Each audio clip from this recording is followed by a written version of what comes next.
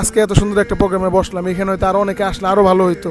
তো পরবর্তীতে আমরা এরকম আবার কবে বসতে পারি বা আরও সমাজের আরও ব্যাপক মানুষকে অংশগ্রহণ কিভাবে করাইতে পারি, আরও কী কী চমৎকার আইডিয়া হইতে পারে মানুষের কাজের জন্য।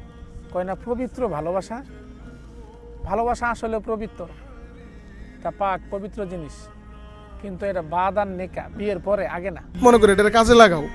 যেমন ধরেন পৃথিবীর ইতিহাসে সবচেয়ে বেশি সমাজ সংস্কার অতি অল্প সময়ে কবে হয়েছে বলতে পারবেন? নবীর আমাদের মোহাম্মদ রসুল্লাহ সাল্লাহ আলিয়া সাল্লাম মাত্র 13 বছর, বিশেষ করে ওনার নবুয়তের পরবর্তী 13 বছরে উনি দাওয়াতি কার্যক্রমগুলো পড়লে দেখলে বুঝবেন উনি প্রত্যেকটা কাজ নিজের থেকে শুরু করতেন, নিজের ঘর থেকে। বড় আশ্চর্যের বিষয় হলো আমাদের মসজিদগুলো যুবক শূন্য, মাহফিলগুলো যুবক শূন্য,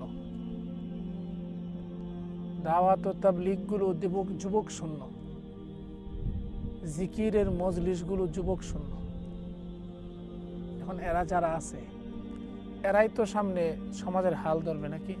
আমাদের যুব সমাজের 90% যুব সমাজ শেষ, অলরেডি শেষ। 3টা সেক্টরে ওরা বিশেষভাবে মগ্ন। একটা হলো যুব সমাজের বহুত বড় একটা অংশ শিক্ষিত, বেকার বা যারা স্কুল কলেজে যায় না, সবাই মিলিতভাবেই মাদকাসক্তিতে লিপ্ত। দ্বিতীয় নম্বর আরেকটা হলো অবৈধ মিলামেশা। কয় না পবিত্র ভালোবাসা, ভালোবাসা আসলে পবিত্র, তা পাক পবিত্র জিনিস, কিন্তু এটা বাদ আর নেকা বিয়ের পরে আগে না। ছেলে মেয়েদের অবাধ মিলামেশা, সেই ক্লাসরুম থেকে শুরু করে, ঘর থেকে শুরু করে, যেখানে পর্দা নাই, ঘরের ভিতরে পর্দা নাই, ক্লাসরুমে পর্দা নাই, সমাজে পর্দা নাই, এই যে একটা অবস্থানে যায় সেরা অবৈধ সম্পর্ক হচ্ছে, গুনার উপর গুনাহ হচ্ছে, টাকার উপর টাকা যাচ্ছে, সময়ের উপর সময় নষ্ট হচ্ছে, রাতের পর রাত জাগতেছে। এই যুব সমাজের আরো একটা বড় অংশ এই অবৈধ প্রেম ভালোবাসায় হারাম রিলেশনে লিপ্ত। এই রিলেশন তার টাকা নষ্ট করে দিচ্ছে, তার পড়ালেখার মনোযোগ নষ্ট করে দিচ্ছে, তার অর্থ মানে তার আখলাক নষ্ট করে দিচ্ছে, তার চিন্তা চেতনা নষ্ট করে দিচ্ছে। তৃতীয় নম্বর আরেকটা হলো আল্লামা মোবাইল লানতুল্লাহ আলাই। এটা তো এখন একদম 1 বছর 6 মাসের বাচ্চা থেকে সে আঙ্গুলে এমনি টানে। এই মোবাইলের মাধ্যমে যে কি পরিমাণ অর্থ, সময়, গুনাহ, ঠিক আছে, নষ্ট হইতেছে, এই করতেছে। এখন এই mobile, TikTok, YouTube, Facebook, Messenger, এইগুলার মাধ্যমে রাতের ঘুম নষ্ট,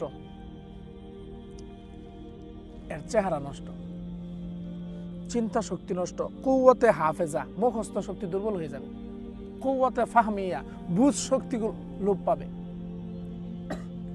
চোখের পাওয়ার কমে যাবে, চেহারার লাবণ্যতা নষ্ট হয়ে যাবে। এবং এই মোবাইলের কোনো নাই, কন্ট্রোলিং নেই। এটা আপনি যা চান সেখানে। আগে মানুষ একটা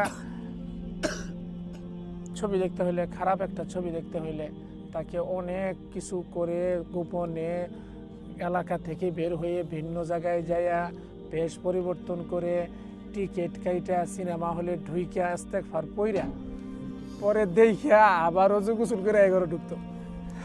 কথা ঠিক আছে? সেম এই কানেকশনটাই এখন আমাদের হাতে হাতে।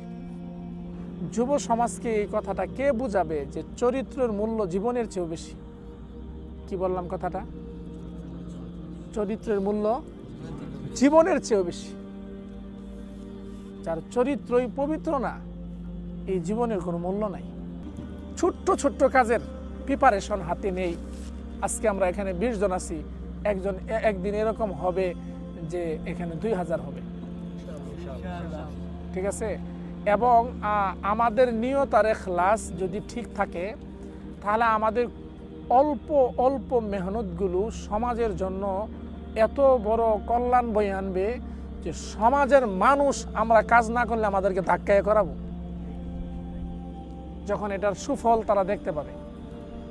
সেই চিন্তাধারা থেকে মসজিদ এর সাথে আমাদের সম্পর্ক এবং সামাজিকভাবে দ্বীনি কার্যক্রমগুলো আমরা কিভাবে করতে পারি। ইমাম সাহেব একা কিছুই করতে পারবেন না, আমি একা কিছুই করতে পারবো না, করতে চাইলেও থেমে যাব। কিন্তু সমাজের এই যে আপনারা ম্যান পাওয়ারগুলো যে আছেন, আপনারা যদি নিয়ত করেন আমাদের সাথে থাকেন, নিজেদের ফায়দা তো হবে, আপনার সাথে সম্পৃক্ত আরও যে সকল সার্কেলের যে সকল ফ্রেন্ডরা আছে, বন্ধু বান্ধবরা আছে, তারা যখন আস্তে আস্তে বুঝবে যে না, আমাদেরকে তো ধ্বংস করে দেওয়া হচ্ছে,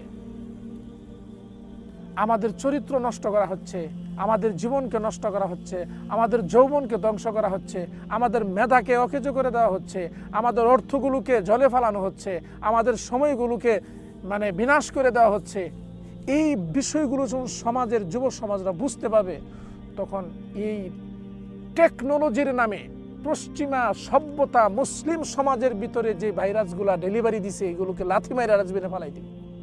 আজকে আমাদের আরও অনেকগুলা ইভেন্ট করার চিন্তা ভাবনা ছিল, আসলে আমাদের লোকজন কম থাকায় আমরা করতে পারি নাই। আমাদের চিন্তা ভাবনা ছিল আমরা খেলাধুলাও করবো আর কি। মূল বিষয়টা হলো আমরা সামনে যত কাজ আসবে তখন আমরা উলামায়ে কেরামের পরামর্শ অনুযায়ী কাজ করব, আর সবার কাজ করব এখলাসের নিয়ত অনুযায়ী, আল্লাহ তাআলাকে সন্তুষ্ট করার উদ্দেশ্যে। যাদের একটা ফায়দা থাকে, উদ্দেশ্য থাকে, তো আমাদেরও একটা উদ্দেশ্য আছে। উদ্দেশ্য একটাই, যে হলো গিয়া শুধুমাত্র আল্লাহ সন্তুষ্টি। এইখানে কোনো বেনিফিট নাই। প্রথম কথা হচ্ছে এইখানে কোনো রকমের কেউ এখানে আসলে যে বেনিফিট পাবে, এই বাহ্যিক দুনিয়াবি কোনো বেনিফিট নেই। যদি চিন্তা করে কেউ যে হ্যাঁ আমি খাস নিয়তে আসছি আল্লাহর সন্তুষ্টির জন্য, আমি হয়তো সমাজের জন্য বা আমাদের যারা বিভিন্ন বে লাইনে আছে তাদেরকে আমরা ইনক্লুড করে কি করবো, একটা সুস্থ সমাজ গড়বো, এই নিয়ত, আর কোনো কিছু না। আমরা চেষ্টা করবো দাওয়াতের মাধ্যমে 1-2 জন করে সাথে করে আনার জন্য আর কি। ঠিক আছে, এত করে দেখা গেছে আমাদের সংগঠনের পরিমাপটা বড় হবে, তাদের চিন্তাধারাটা আমাদের সাথে যুক্ত হইলো আর কি।